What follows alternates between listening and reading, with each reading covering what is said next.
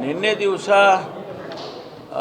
ಮಾನ್ಯ KRS ಪಕ್ಷದ ಮುಖ್ಯಸ್ಥರು ರಾಜ್ಯಾಧ್ಯಕ್ಷರು ಮಾನ್ಯ ಶ್ರೀ ರವಿಕೃಷ್ಣ ರೆಡ್ಡಿ ಅವರು ಪತ್ರಿಕಾಗೋಷ್ಠಿಯನ್ನು ಮಾಡಿದ್ದಾರೆ ತುಮಕೂರಲ್ಲಿ. ಅವರಿಗೆ ಪಾಪ ನನಗನ್ಸುತ್ತೆ ಮಾಹಿತಿಯ ಕೊರತೆ, ಅದರಲ್ಲಿ ನಾನು ನೋಡಿದೆ, ಅವರ ಪತ್ರಿಕಾಗೋಷ್ಠಿಯನ್ನು ನೋಡಿದೆ, ಮಾಹಿತಿ ಕೊರತೆ ಬಹಳಷ್ಟು ಇದ್ದಂಗೆ ಕಾಣುತ್ತೆ.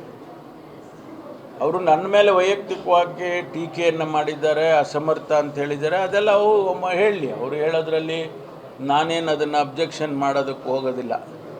ನನ್ನ ಅಸಮರ್ಥತೆ ಸಮರ್ಥತೆ ಇದೆಲ್ಲ ನಮಗೆ ಜನ ತೀರ್ಮಾನ ಮಾಡ್ತಾರೆ ಅಥವಾ ವ್ಯವಸ್ಥೆ ತೀರ್ಮಾನ ಮಾಡುತ್ತೆ. ಅದ್ರ ಬಗ್ಗೆ ನಾನು ಟೀಕೆ ಮಾಡೋಕ್ಕೂ ಹೋಗೋದಿಲ್ಲ. ಆದರೆ ತುಮಕೂರಿಗೆ ಬಂದು ತುಮಕೂರಿನ ಅನೇಕ ವಿಚಾರಗಳನ್ನು ಮಾತಾಡಿದ್ದಾರೆ, ಅಭಿವೃದ್ಧಿಗಳ ವಿಚಾರ ಮಾತಾಡಿದ್ದಾರೆ, ವೈದ್ಯಕೀಯ ಕಾಲೇಜು, ಸರ್ಕಾರಿ ವೈದ್ಯಕೀಯ ಕಾಲೇಜಿನ ವಿಚಾರ ಮಾತಾಡಿದ್ದಾರೆ. ಪಾಪ ಅವ್ರಿಗೆ ಗೊತ್ತಿಲ್ಲ ನಾವು ತುಮಕೂರಿನಲ್ಲಿ ಏನೆಲ್ಲ ಅಭಿವೃದ್ಧಿ ಆಗಿದೆ ಅನ್ನೋದನ್ನು ಮುಂದಿನ ದಿನದಲ್ಲಿ ನಾನು ಒಂದು ಒಂದು ಹ್ಯಾಂಡ್ಔಟ್ಸ್ನೇ ಬಿಡುಗಡೆ ಮಾಡ್ತೇನೆ.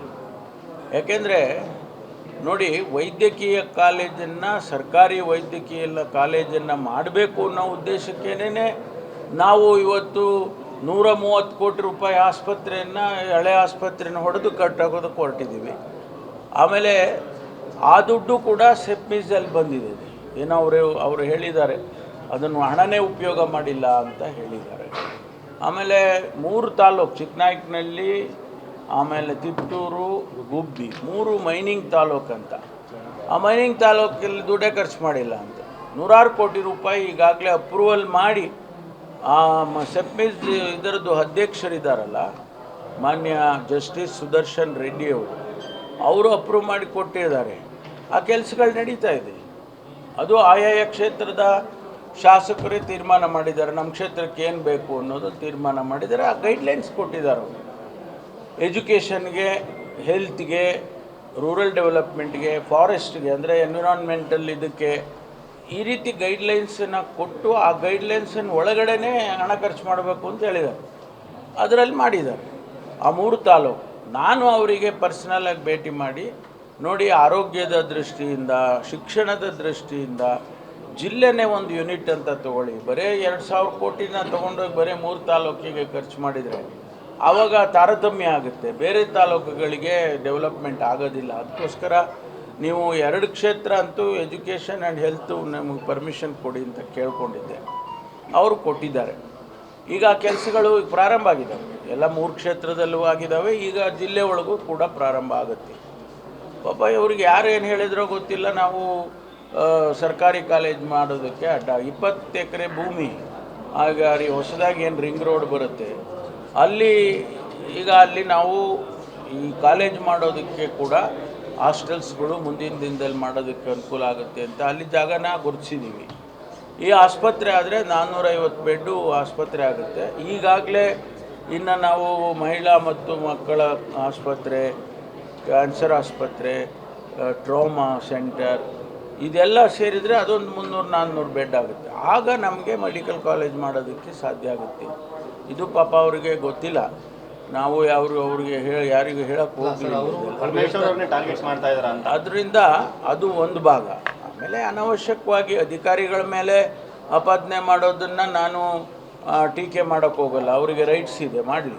ಅದಕ್ಕೆ ಜಿಲ್ಲಾಧಿಕಾರಿಗಳಿರ್ಬೋದು, SP ಅವರಿರ್ಬೋದು, ಇಡೀ ಜನಸಮುದಾಯಕ್ಕೆ ಗೊತ್ತಿದೆ ಏನು ಕೆಲಸ ಮಾಡಿದ್ದಾರೆ, ಅವರೆಲ್ಲ ಏನು ಮಾಡ್ತಾ ಇದ್ದಾರೆ ಅಂತ. ಇಲ್ಲ ಅವ್ರ ಮೇಲೆ ಸ್ಪೆಸಿಫಿಕ್ ಆಗಿ ಕರಪ್ಷನ್ ಚಾರ್ಜಸ್ ಇದ್ದರೆ ಅಥವಾ ಇನ್ನೇನಾದರೂ ಮ್ಯಾನಿಪುಲೇಟ್ ಮಾಡಿದರೆ ಅದನ್ನು ನಾವು ಸರ್ಕಾರ ಗಮನಿಸುತ್ತೆ. ಅರೆಸ್ಟ್ ಮಾಡಿದ್ರು ಅದು ಬಿಡಿ. ಅದು ನೋಡಿ, ಯಾರೂ ಉದ್ದೇಶಪೂರ್ವಕವಾಗಿ ಮಾಡಲಿಲ್ಲ. ಅವತ್ತು ಅವ್ರು ಬಂದರು. ಈಗ ನಾವು ಮಾಡಿದ್ದೇ ಅಹವಾಲನ್ನು ಸ್ವೀಕಾರ ಮಾಡೋಕ್ಕಲ್ವ. ಅವ್ರು ಬಂದು ಅಹವಾಲು ಕೊಟ್ಟಿದ್ದರೆ ನಾವು ಯಾರು ಬೇಡ ಅಂತೀವಿ. ಅದಕ್ಕೆ ನಾನು 11 ಗಂಟೆಯಿಂದ 3:30ವರೆಗೂ ಕೂಡ ನಾನು ಕೂತ್ಕೊಂಡು ಅಲ್ಲಿ ಎಲ್ಲರ ಪ್ರತಿಯೊಬ್ಬರ ಅಹವಾಲನ್ನು ತೊಗೊಂಡ್ರೆ ಅವರು ಬಂದು ಕೊಡಬೇಕು.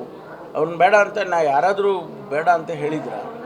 ಬಂದು ಏಕಾಏಕಿಯಾಗಿ ಅವರು ಬೇರೆ ಬೇರೆ ರೀತಿಯಲ್ಲಿ ಅವ್ರು ವರ್ತನೆ ಮಾಡಿದ್ದು. ಅಷ್ಟಕ್ಕೋಸ್ಕರ ಆ ರೀತಿ ಘಟನೆ ನಡೀತೇ ವಿನಃ ಯಾರೂ ಉದ್ದೇಶಪೂರ್ವಕವಾಗಿ ಅವರನ್ನು ಟಾರ್ಗೆಟ್ ಮಾಡಿ ಮಾಡುವಂಥ ಕೆಲಸ ಯಾರಿಂದನೂ ಆಗಲಿಲ್ಲ. ಅವರು ಕೂಡ ಅದನ್ನು ಅರ್ಥ ಮಾಡಿಕೊಂಡ್ರೆ ಒಳ್ಳೆಯದು ಅಂತ ಹೇಳಿ ಈ ಸಂದರ್ಭದಲ್ಲಿ ಹೇಳ್ತೀನಿ. ಅಷ್ಟೇ ಕ್ಲಾರಿಫಿಕೇಶನ್.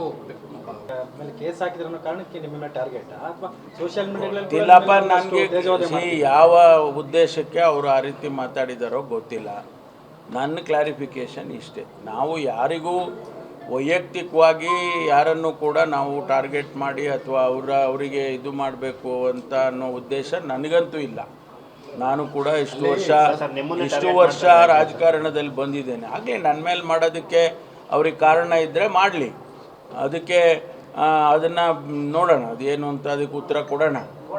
ಆದರೆ ಅನವಶ್ಯಕವಾಗಿ ಮಾಡ್ತಕ್ಕಂಥದ್ದು ಸರಿ ಇರಲ್ಲ. ಅವರು ಕೌಂಟರ್ಗಳು ಮಾಡಿದ್ರು ಕೂಡ ಅವ್ರಿಗೆ ಗೊತ್ತಾಗಿಲ್ಲ ಸರ್, ಹಂಗಾಗಿ ನಿಧಾನಕ್ಕೆ ಬಂದಿದ್ದಾರೆ ಅಂತ.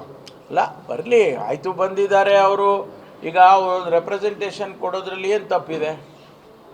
ಆದರೆ ನೀವು ಯಾವ ರೀತಿಯಲ್ಲಿ ನಡ್ಕೊಂಡಿದ್ದೀರಿ ಅನ್ನೋದನ್ನ ಎಲ್ಲರೂ ನೋಡಿದಾರಲ್ಲ. ಅಲ್ಲಿ ನಾನೇನು ಇದು ಮಾಡಿದ್ನ? ನಾನು ಬೇಡಪ್ಪ ನೀವು ಕೊಡಬೇಡಿ, ತೊಗೊಂಡೋಗ್ರಿ ನಿನ್ನ ರೆಪ್ರೆಸೆಂಟೇಷನ್ ಅಂತ ಹೇಳಿದ್ದು. ನಾನು ಕೊಡಪ್ಪ ಅಂತ ಇದ್ದೀನಿ, ಕೊಡ್ತಾನೇ ಇಲ್ಲ ನನಗೆ.